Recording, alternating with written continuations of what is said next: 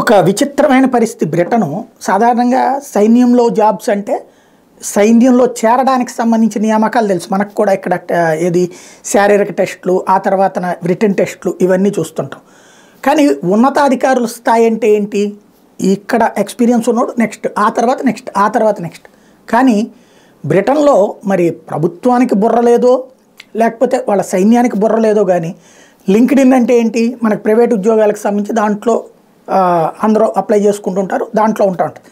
ఆ లింక్డ్ఇన్లో ఒక అడ్వర్టైజ్మెంట్ చాలా రోజుల నుంచి నడుస్తుంది బ్రిటన్ ప్రభుత్వం తరపున అధికారికి. ఏంటి అంటే అణ్వాయుధాలు ప్రయోగించగలిగినటువంటి బ్రిటన్ నేవీకి సంబంధించినటువంటి సబ్మెరైన్ క్రూకి హెడ్ కావాలని చెప్పేసి. అణ్వాయుధాలు ప్రయోగించగలిగినటువంటి సబ్మెరైన్ క్రూకి కావాలి.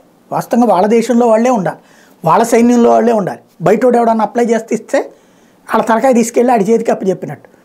రెండవది, అసలు అది లింక్డ్ఇన్లో పెట్టడం ఏంటి?